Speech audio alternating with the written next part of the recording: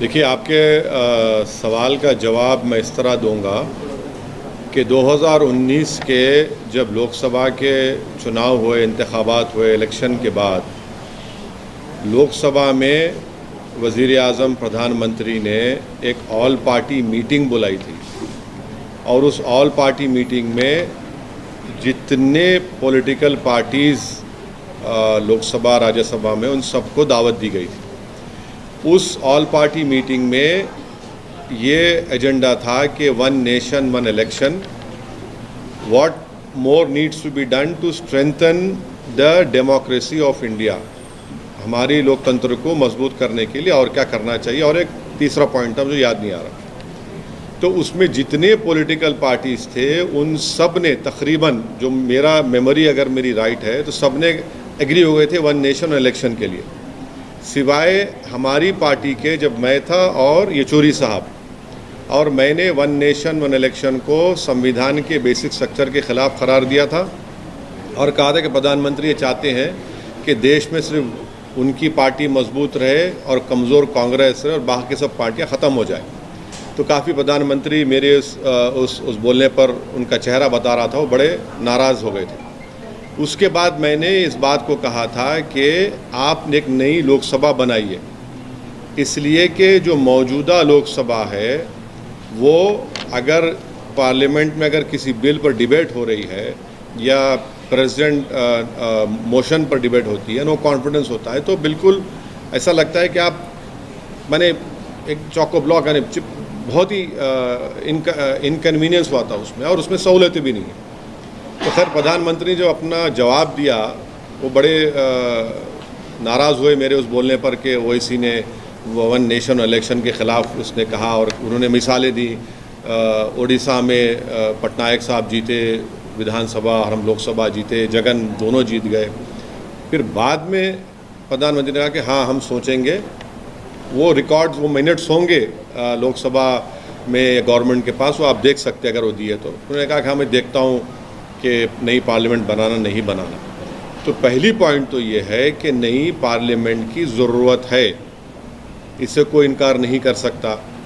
दूसरा ये कि जब मीरा कुमारी साहिबा लोकसभा के स्पीकर थी तो उन्होंने एक प्रपोज़ल मूव किया था कि नई लोकसभा बनना चाहिए। उसके बाद उन पर यूपीए में कुछ कॉन्फ्लिक्ट हुआ, वो प्रपोज़ल ड्रॉप हो गया। तीसरी बात यह है कि मौजूदा जो पार्लियामेंट की बिल्डिंग है उसको फायर सर्विसेज से क्लियरेंस नहीं है, उसमें कोई क्लियरेंस नहीं है। अगर आग लग गई तो उसका क्लियरेंस नहीं है। आप लोग मीडिया के लोग तो सिर्फ सेंट्रल हॉल में कभी आते थे, वो भी मोदी साहब ने सेंट्रल हॉल में आपका आना भी बंद कर दिया। मगर अगर आप ऊपर जाएंगे तो मुझे अच्छी तरह याद है कि 2012 या 13 में लेट मुलायम सिंह यादव साहब जब अपनी पार्टी के ऑफिस में खाना खा रहे थे तो एक बिल्डिंग का एक हिस्सा उनके आके उनके टेबल बाजू गिरा। तो ये नई लोकसभा की ज़रूरत है, इसमें कोई डिनाई नहीं कर सकता। अब हमारा जो पार्टी का ऑब्जेक्शन है वो ये है कि लोकसभा में ये theory of separation of powers Bharat के संविधान के बेसिक स्ट्रक्चर का हिस्सा है, और theory of separation of powers में एग्जीक्यूटिव इंडिपेंडेंट रहेगा, लेजिस्लेचर इंडिपेंडेंट रहेगा, जुडिशरी इंडिपेंडेंट रहेगी। हम शुरू से इस बात को कह रहे हैं कि प्रधानमंत्री वज़ीर आज़म ने जब जाकर इसका फाउंडेशन स्टोन डाला, उस वक्त भी मैंने कहा कि ये एग्जीक्यूटिव का गैर ज़रूरी इंटरफेरेंस हो रहा है लेजिस्लेचर में, उनको नहीं करना चाहिए था फाउंडेशन स्टोन में। जब नेशनल एम्बलम का इनॉग्रेशन हुआ उस वक्त भी वज़ीर आज़म और प्रधानमंत्री मोदी पहुंच गए, स्पीकर साहब पीछे खड़े हैं, उस वक्त भी मैंने ऑन रिकॉर्ड कहा था गलत हो रहा है।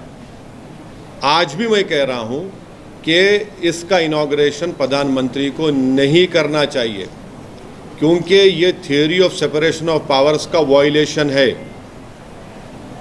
लेजिस्लेचर इंडिपेंडेंट है, पार्लियामेंट इंडिपेंडेंट है एग्जीक्यूटिव से जो प्रधानमंत्री हैं, पार्लियामेंट इंडिपेंडेंट है जुडिशरी से जो सीजीआई हेड करते हैं उसको। तो इसीलिए हम इसका अपोज कर रहे हैं कि प्रधानमंत्री को, वज़ीर आज़म मोदी को इस नई पार्लियामेंट की बिल्डिंग का इनॉग्रेशन नहीं करना चाहिए, क्योंकि ये theory of separation of powers का ग्रॉस वायलेशन है। ये स्पीकर के डोमेन में, लेजिस्लेचर के डोमेन में एग्जीक्यूटिव इंटरफेयर हो रहा है। दूसरी बात यह है कि ये जो अपोजिशन पार्टीज़ के लोग हमसे कोई कांटेक्ट नहीं किए, हमारी पार्टी से। अब क्यों नहीं किए वो उनसे पूछ लीजिए, क्योंकि उनकी नज़र में हम अछूत हैं, अनटचेबल हैं हम। मगर वो लोग जो बोल रहे हैं कि प्रेसिडेंट को करना चाहिए, वो भी गलत है। वो गलत है, इसलिए गलत है क्योंकि आर्टिकल 53(1) पढ़िए आप लोग। आर्टिकल 53(1) ये कहता, the executive power of a union shall be vested in the president and shall be exercised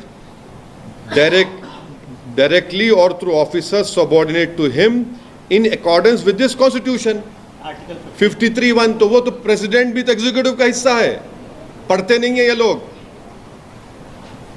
इसीलिए हम कह रहे हैं कि स्पीकर कस्टोडियन है लोकसभा का और स्पीकर को करना चाहिए। हम देश के वज़ीर आज़म से, प्रधानमंत्री से ये डिमांड करते हैं कि आप पीछे हट जाइए। आपका तो नाम आ जाएगा फाउंडेशन स्टोन में। इनॉग्रेशन स्पीकर ओम बिरला साहब करने दीजिए और पूरी देश को मैसेज दीजिए कि आप theory of separation of powers को मानते हैं, आप संविधान को मानते हैं और बेसिक स्ट्रक्चर को आप मानते हैं। ये हमारा ये कहना है इस पर। और सुनिए, क्योंकि प्रधानमंत्री अगर राज़ी हो जाते हैं कि स्पीकर ओम बिरला इस कांग्रेस इनॉग्रेट करेंगे तो MIM पार्टी उसमें उस फंक्शन में जाएगी।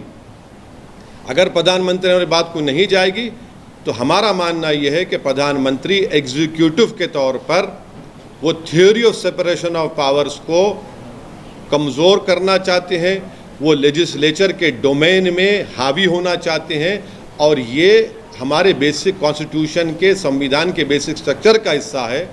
ये संविधान के लिए भी ठीक नहीं है, ये theory of separation of powers के लिए ठीक नहीं है, ये इंडिपेंडेंस ऑफ लेजिस्लेचर के लिए ठीक नहीं है। अगर प्रधानमंत्री वज़ीर आज़म बज़िद है कि मैं ही करूँगा इसका, तो फिर हम इस फंक्शन में शिरकत नहीं करेंगे।